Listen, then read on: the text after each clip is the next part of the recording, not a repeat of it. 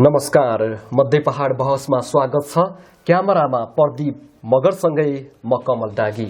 तपाई मध्य पहाड बहस रेडियो मध्य पहाड 88.2 मेगाहर्ज मार्फत सल्यान र सल्यान जिल्लाका आसपासका जिल्लाहरूमा सुन्न सक्नुहुन्छ भने रंगीन खबर युट्युब च्यानल र मध्य पहाड टिभी युट्युब च्यानल मार्फत हेर्न र सुन्न सक्नुहुन्छ।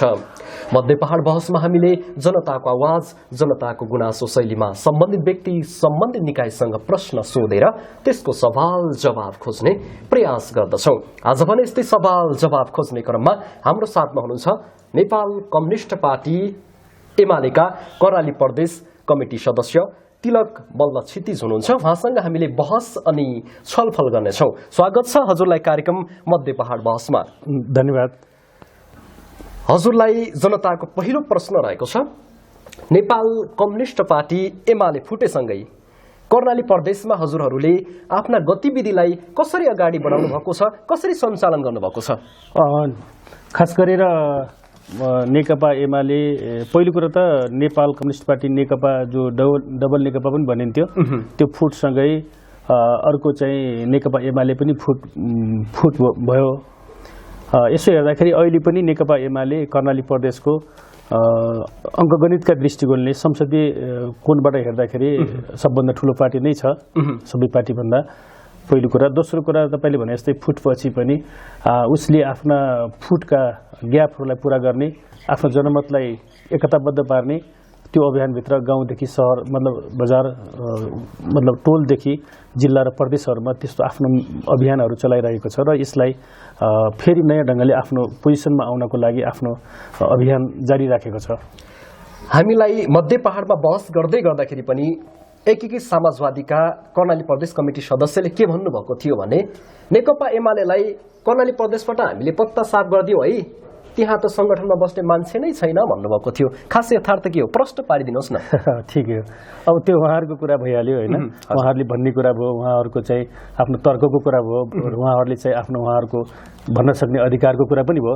रियलमा त्यो होइन, रियलमा नेकपा एमालेको जुन आफ्नो ग्राउन्ड छ, नेकपा एमालेको जुन भिजन छ, जुन दृष्टिकोण छ र जनताको अपार साथ र सहयोग छ, त्यो कसैले भनेर मात्रै त्यो चाहिँ पुष्टि हुने कुरा होइन। पुष्टि त तपाईँको जनताले पछिल्ला चरणका जनताको साथ र जनताको हातले त्यसलाई पुष्टि गरिसकेको छ। त्यसकारण मलाई लाग्दैन उहाँहरूले भने जस्तै त्यो होइन। उहाँहरूले भन्नुभयो, किन भन्नुभयो भन्ने कुरा भएन, उहाँहरूले बिजनेसको लागि भन्ने कुरा हुन्छ। र खास कुरा भन्ने हो भने नेकपा एमालेको आफ्नो छवि र आफ्नो गरिमालाई आज नयाँ उचाइमा, योभन्दा पनि नयाँ जेनेरेसन सहित नयाँ ढङ्गले बढिसकेको छ।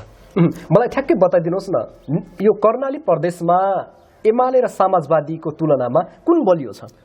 मैले तपाईलाई पहिला पनि भने अहिले कर्णाली प्रदेशको संसदमा तपाईको संसदीय रेकर्ड हेर्नुहुन्छ भने सबै पार्टीभन्दा पनि नेकपा एमाले ठुलो शक्ति छ। अहिले पनि उसको सबभन्दा सर्वाधिक सिट संख्या भएको छ र जनप्रतिनिधिको हिसाबले पनि प्रदेशभरिमा हेर्नुहुन्छ भने पनि नेकपा एमाले अगाडि नै छ। एउटा दोस्रो कुरा, पब्लिकको साथ सहयोगको हिसाबले हेर्दाखेरि पनि नेकपा एमाले आफ्नो ऐतिहासिक परम्पराबाट किमा त कमजोर छैन, नयाँ उचाइमा नै गएको छ। त्यसैले तपाईलाई मैले भन्न खोजेको कुरा समाजवादी र एमालेको कुरा मात्रै होइन, समग्र पार्टीहरूमा चाहिँ नेकपा एमाले कर्णाली प्रदेशमा अहिले पनि सबभन्दा ठुलो पार्टी छ।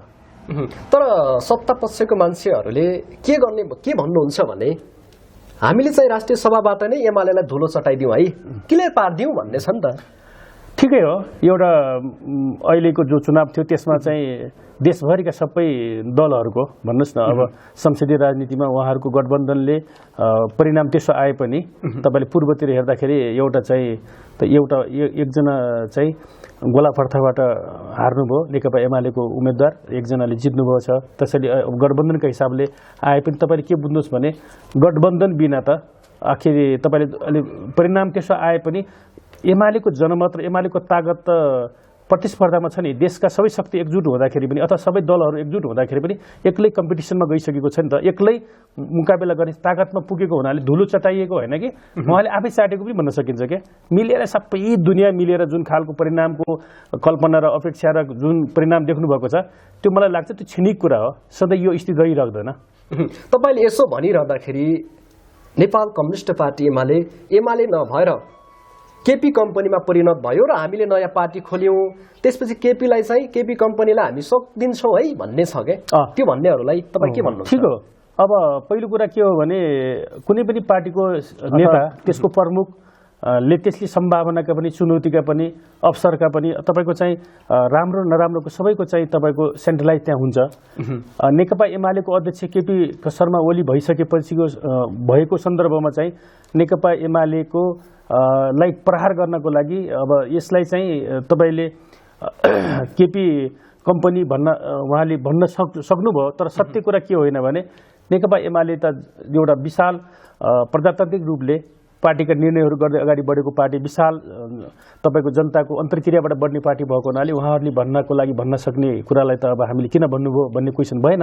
तर खास कुरा के होइन भने आफ्नो प्रक्रिया विधि विधान सिस्टम सिद्धान्तबाट बढिराखेको पार्टी भएको हुनाले उहाँहरूले भनेको विषय चाहिँ त्यो रियल होइन, उहाँहरूले लाउने आरोप चाहिँ हो। तर अर्को कुरा के होइन भने यसले पनि जनमतको हिसाबले तपाईको चाहिँ जनताको बिचको उनीहरूको चाहिँ सम्बन्धको हिसाबले पार्टी पंक्तिको निर्णय, पार्टी पंक्तिको छलफल अन्तर्क्रिया र पार्टी पंक्तिका सुझाव समग्रमा हेर्ने पार्टी भएको हुनाले मलाई के लाग्दैन भने यो कम्पनी होइन, यो त विशाल जनताको एउटा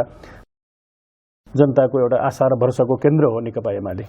तपाईले यसो भनिरहँदाखेरि नेकपा एमाले जनताको भरोसा हो भन्दै गर्दाखेरि तपाईकै पार्टीबाट छुट्टिएका भनौँ या चोइटिएका भनौँ उनीहरूले चाहिँ के भन्ने गर्नुहुन्छ भने हिजोका दिनमा जति एमाले थियो हामी छुट्टेर गइसक्यौँ, जति एमाले हुनुहुन्न थियो उति मात्रै एमाले हुँ भनेर अहिले आउनु भएको छ भन्ने छ के। यस्तो हेर्नुहोस्, पहिलो कुरा उहाँले कुन अर्थमा भन्नुहुन्छ है, तपाईको देशभरि नेता हेर्नुहुन्छ भने अब केपी शर्मा ओलीलाई नै उहाँलाई नेकपा एमाले होइन पनि भन्न सक्नुभयो होइन।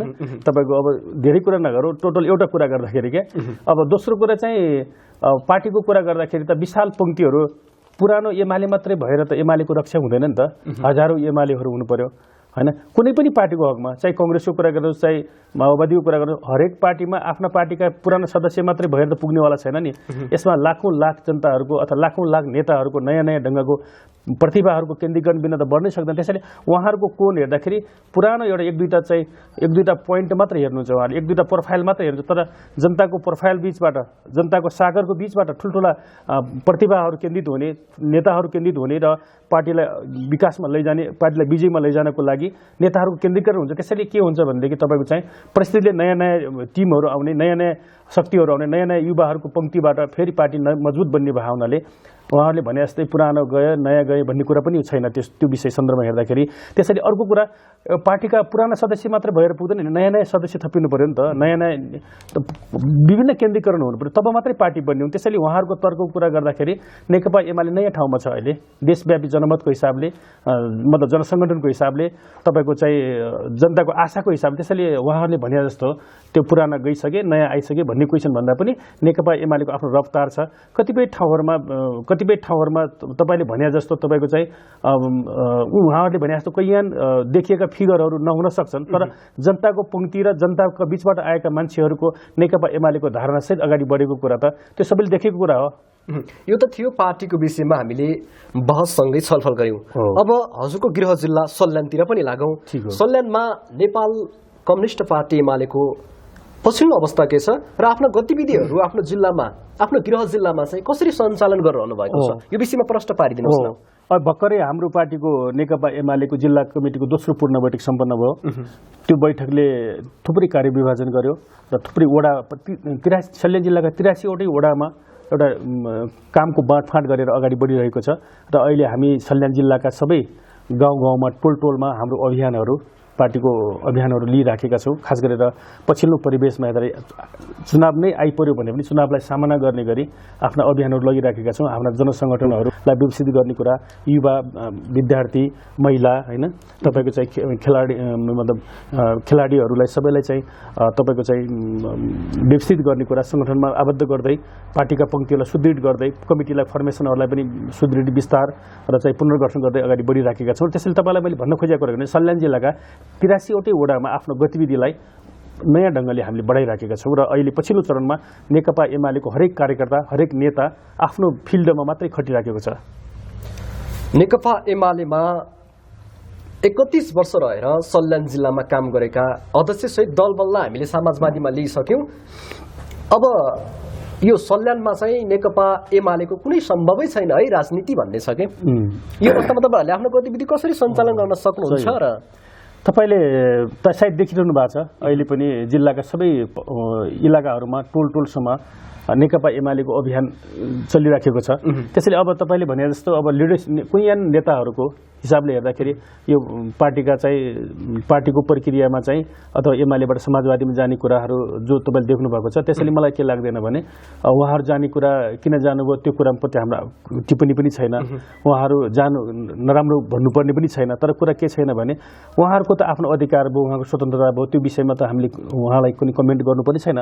तर तपाईले भनेको क्वेसनको उत्तर चाहिँ के हो भने नेताहरू गए पनि जान सक्छन्, यहाँ नेताहरू जान सक्छन्, तर नेता मात्रै नभएर दलबल सहित गयो भन्ने छ नि, जानुभयो भन्ने छ नि, जान पनि सक्छ। तर सत्य कुरा के हो भने जे गए पनि नेकपा एमाले आफ्नो आधारलाई, आफ्नो किल्लालाई अथवा आफ्नो जनमतलाई सुरक्षित राखेको छ। यो कुरा चाहिँ हामीले देखाइरहेका छौँ र हामी भोलिका दिनमा चुनावी प्रक्रियामा पनि पुष्टि गर्छौँ। र नयाँ यसलाई त्यो स्थापित गर्ने मात्र होइन, यसलाई नयाँ उचाइमा विजय गराएर नेकपा एमालेकोलाई चाहिँ कुन ढङ्गले अगाडि बढेको छ भन्ने कुरा परिणाम त भोलिका दिनमा हामी देखाउँछौँ। त्यसैले तपाईँले भने जस्तै अब सामान्यतया तपाईँले भने जस्तो तपाईँको चाहिँ केही नेताहरू गएको कुरालाई त तपाईँहरूले भनिसक्नुभयो, त्यो कुरामा हाम्रो आपत्ति मतलब तपाईँको त्यो विषयमा हामीले टिप्पणी गर्नु छैन।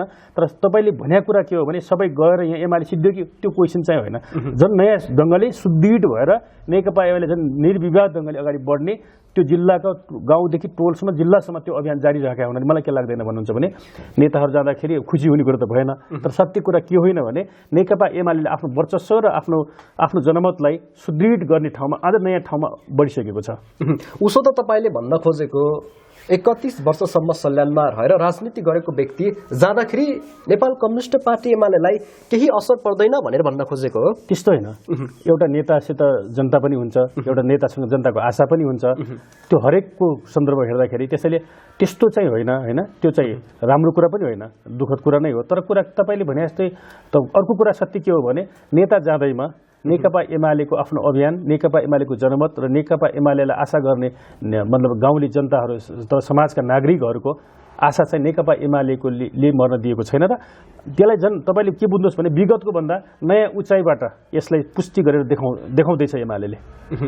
जति नेपाल कम्युनिस्ट पार्टी एमाले छोडेर जानुहुन्छ उहाँहरूलाई चाहिँ केपी निकटका मान्छेहरूले छोडेर जान बाध्य बनाउँछन् भन्ने छ, योमा कतिको सत्यता छ? प्रश्न पारिदिनुहोस् न। हेर्नुहोस्, पहिलो कुरा त म आफै पनि नेकपा एमाले बन्ने प्रक्रियाको कोणबाट हेर्दाखेरि हाम्रो चाहिँ हामी माओवादी आन्दोलनबाट आएको, माओवादी पृष्ठभूमिबाट जब नेकपा माओवादी केन्द्र र नेकपा एमालेको एकता भयो, त्यसको बिचमा चाहिँ म आफै सहभागी भएको, मतलब प्रदेश सदस्य थिएँ म त्यति बेला पनि। प्रदेश सदस्यको रूपमा हामी डबल नेकपामा सँगै थियौँ।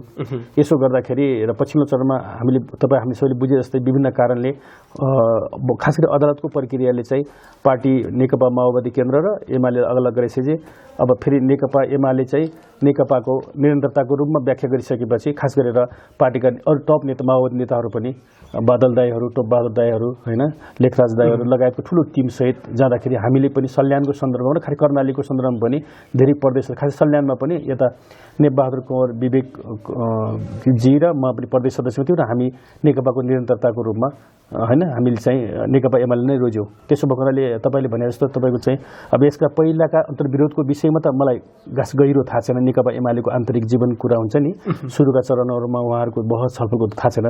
जहाँसम्म मलाई लाग्छ हामी नेकपा निरन्तरतामा लागिसकेको सन्दर्भमा हेर्दाखेरि नेकपा एमाले त अरू पार्टीका कार्यकर्ता जनतालाई नै सुदृढ गर्ने पक्षमा भएको हुनाले आफ्नो कार्यकर्ता भगाउने पक्षमा छ जस्तो मलाई लाग्दैन।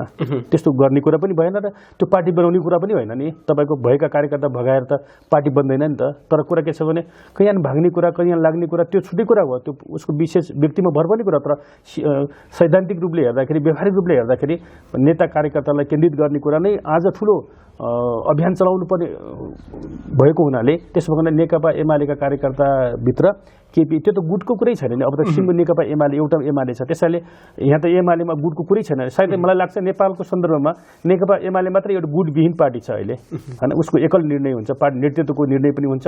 हरेक तहका निर्णयहरूलाई चाहिँ केन्द्रीकृत रूपले लागू गर्नको लागि मतलब कुनै डिस्टर्ब बिना अगाडि बढ्ने पार्टी एमाले चाहिँ हो अहिले। त्यसैले यहाँभित्र गुटको कुरा नै छैन। जनताको एउटा व्यापक गुनासो के छ भने त्यो प्रश्नलाई म उठान गर्न गइरहेको छु।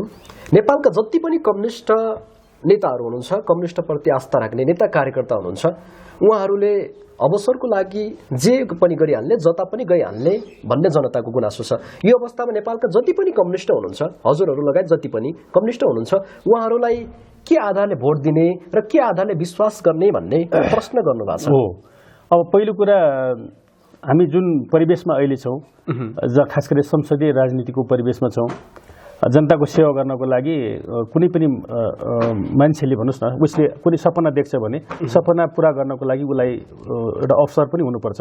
त्यो सत्य कुरा नै हो।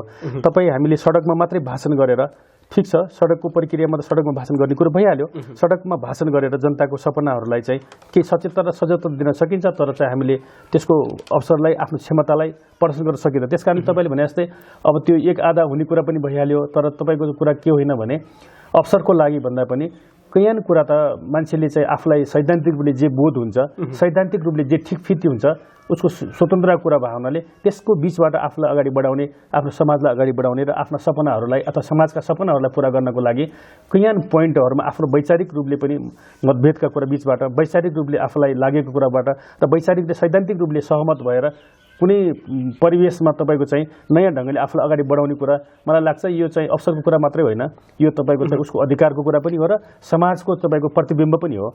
तर जनताले के भन्न थाले भने मिलेनियम च्यालेन्ज कर्पोरेसनले नै प्रष्ट पार्यो, कम्युनिस्टहरू कस्तो हुँदो रहेछन् भनेर भन्ने गुनासो त बढ्दै गएको छ नि।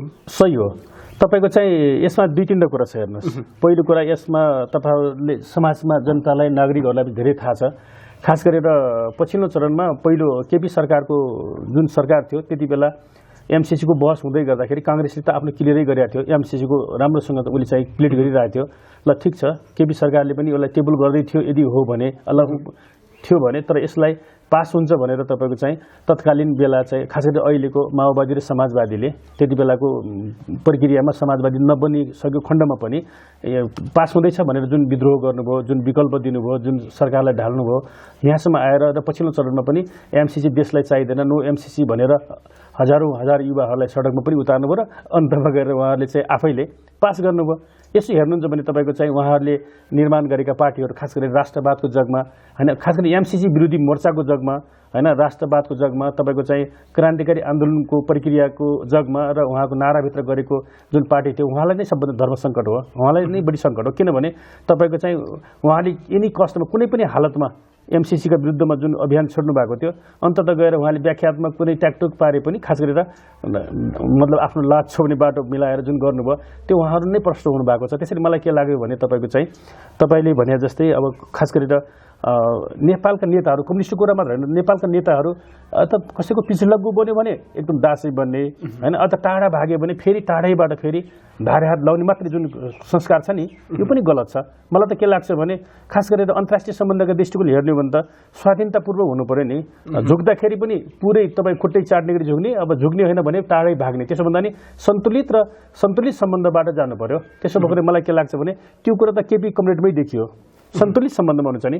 उहाँले विरोध गर्दाखेरि पनि राम्रोसँग आफ्नो प्लिटसहित विरोध गर्नुहुन्छ, आफ्नो तर्कसहित विरोध गर्नुहुन्छ, समर्थन गर्दाखेरि पनि तपाईँको चाहिँ तर्कसहित समर्थन गर्नुहुन्छ। त्यस कारण मलाई के लाग्छ त भन्नुहुन्छ भने तपाईँको चाहिँ यसो हेर्दाखेरि तपाईँको चाहिँ तत्कालीन रूपले हेर्दाखेरि नेपालको सन्दर्भमा नेकपा एमाले नै सबभन्दा अहिले सर्वाधिक तपाईँको चाहिँ अन्तर्राष्ट्रिय लेभलबाट हेर्दाखेरि मतलब तपाईँ आफ्नो तर्क र बहसमा चाहिँ स्वाधीनतापूर्वक उभिने पार्टी नेकपा एमाले छ। त्यसैले अरू पार्टीहरूको कुरा देखिहाल्नुभयो तपाईँले, समर्थन पनि खरो गर्ने तर मिल्दाखेरि पनि तपाईँको चाहिँ फेरि तपाईँको खुट्टामै जुन लेसिने कुरा भएको छ। त्यसैले त्यसको जगबाट हेर्दाखेरि नेकपा एमाले स्वाधीनतापूर्वक होइन, तपाईँको नेकपा एमाले तपाईँको चाहिँ सन्तुलितपूर्वक अन्तर्राष्ट्रिय शक्ति सन्तुलनमा पनि आफ्नो पोजिसनलाई क्लियर गर्न सफल भएको छ।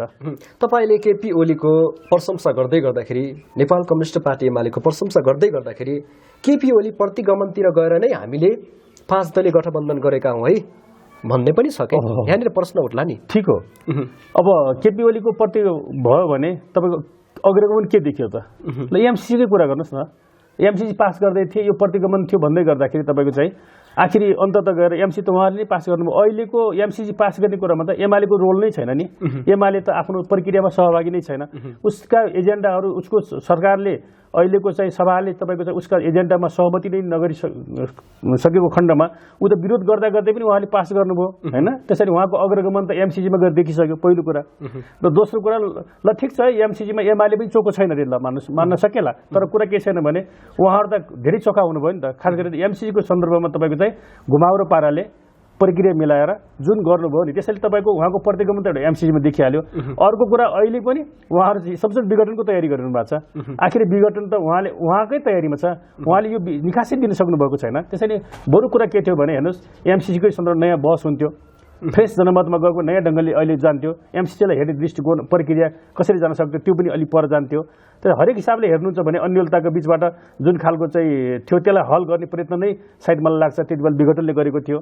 त्यसैले अब उहाँले अग्रगमन र प्रतिगमन कुरा गर्दाखेरि अहिलेको अग्रगमनका प्रमाणहरू के छन्, अग्रगमनका तपाईँको चाहिँ जनताको विषयमा विषयहरू के छन्, केही छैन नि। तपाईँले त्यो कुरा के होइन भने सत्ताको भागबण्डामा, सत्ताको लिप्सामा, सत्ताको प्रतिस्पर्धामा, सत्ताको लडाइँमा उहाँहरूले चाहिँ एक ढङ्गले तपाईँको चाहिँ एउटा मोर्चा बनाउनु भयो। त्यसमा उहाँले मतलब सफलै हुनुभयो अरे। तर सफल भएर अग्रगमनका पक्षका प्रमाणहरू के हुन् त? उहाँले सुशासनका पक्षका प्रमाणहरू के हुन् त? समृद्धिका गरेका प्रक्रियाहरू के हुन् त? मलाई लाग्छ उहाँहरूका त्यो छैनन्। त्यसकारणले त्यो नाराभित्र उहाँले एक राउन्ड आफ्नै सरकार ढाले पनि तर अन्तत गएर उहाँले अग्रगमन र प्रतिगमनको जुन विषय गर्नुभयो त्यो बेकार कुरा थियो। त्यो उहाँहरूको नारा थियो र अन्तत गएर खास प्रतिगमन उहाँहरूको अग्रगमन केपी कम्युनिटीकै देखियो नि त।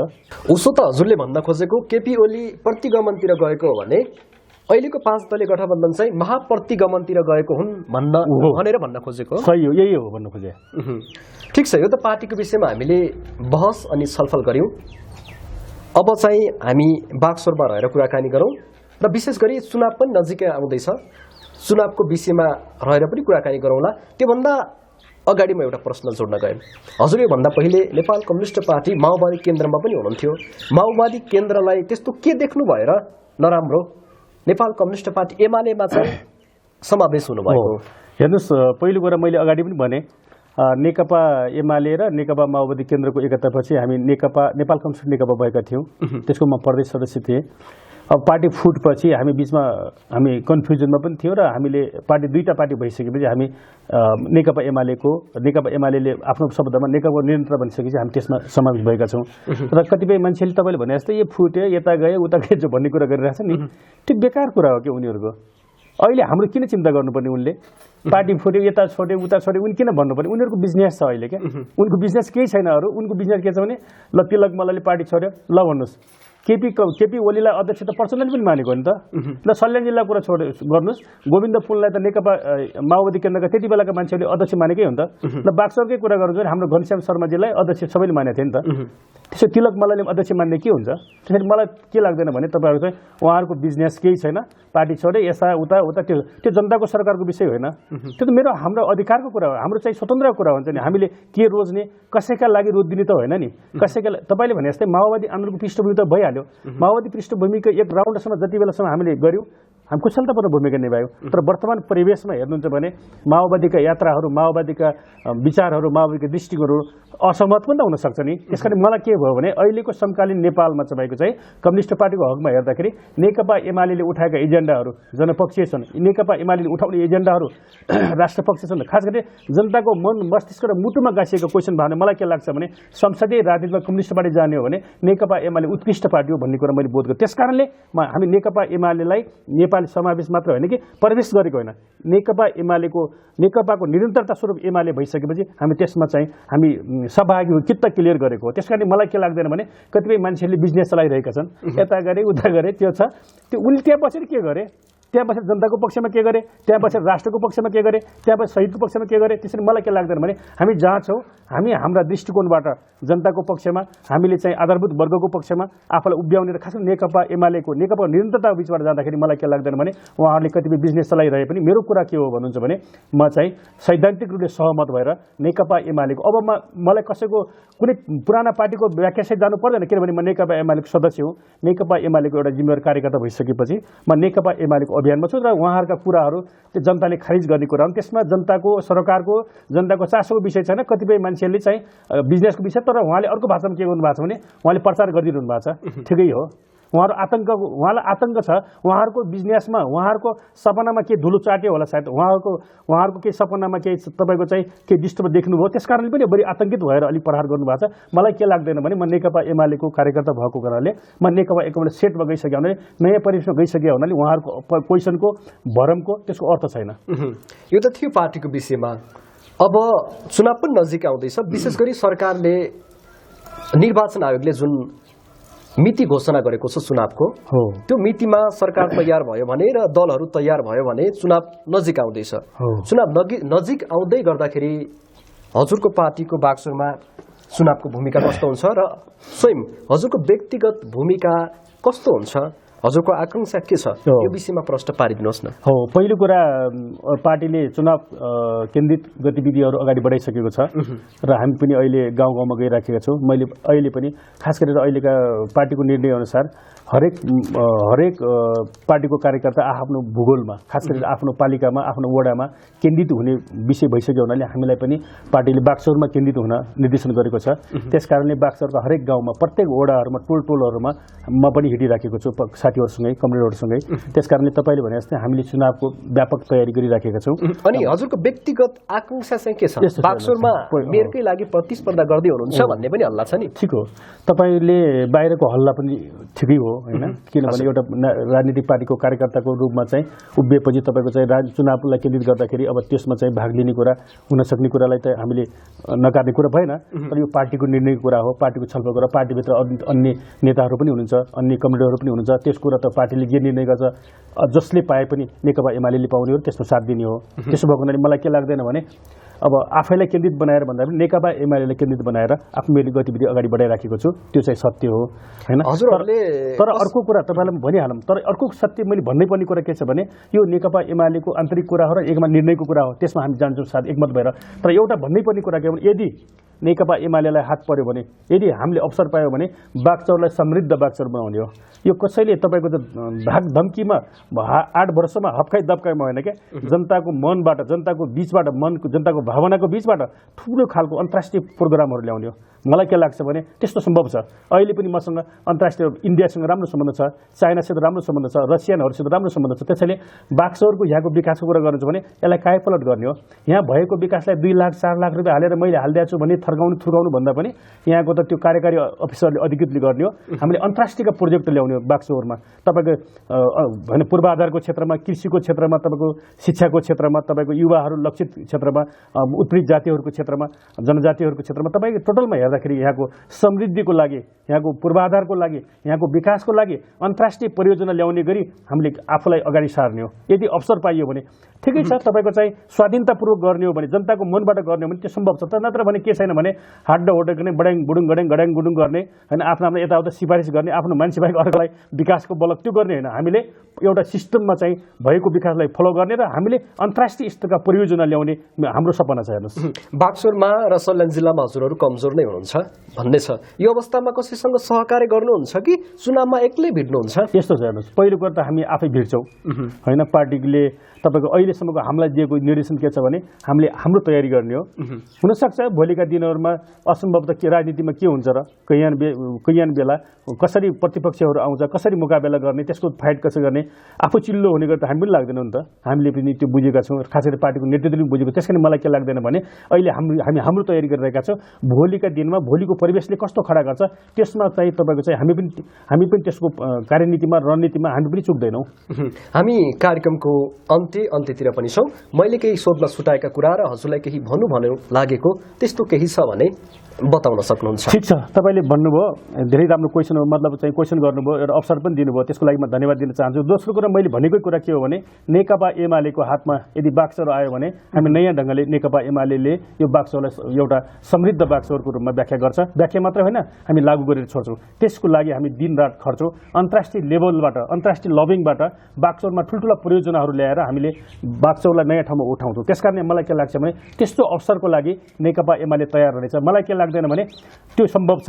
तपाईँको चाहिँ विगतका मान्छेहरू, विगतका कार्यकर्ताको डेटा हेरेर जुन कल्पना गरिरहेका छन् त्यसलाई हामी गुल्टाइदिन्छौँ। कहिलेकाहीँ त हामीलाई हेपेका पनि हुन सक्छन्, हामीलाई नपत्याएको हुन्छ। तर यसको जगबाट नेकपा एमालेको अभियानबाट खास गरी जनताको सपनालाई पुरा गर्नको लागि एकपल्ट अवसर पाउनुपर्छ।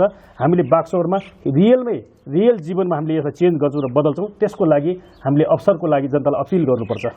उहाँ हुनुहुन्थ्यो नेपाल कम्युनिस्ट पार्टी एमाले कर्णाली प्रदेश कमिटी सदस्य तिलक मल्ल क्षितिज हुनुहुन्थ्यो। उहाँसँग हामीले समग्र पार्टीको विषयमा र चुनाव केन्द्रित विषयमा रहेर बहस अनि छलफल गर्यौं। मध्य पहाड बहसको लागि छुट्याएको समय सकिएको छ। क्यामेराबाट प्रदीप मगरसँगै म कमल डाँगी पनि बिदा हुन्छु। रेडियो मध्य पहाड टिभी युट्युब च्यानल, रंगीन खबर युट्युब च्यानल हेर्दै र सुन्दै गर्नुहोला। नमस्कार।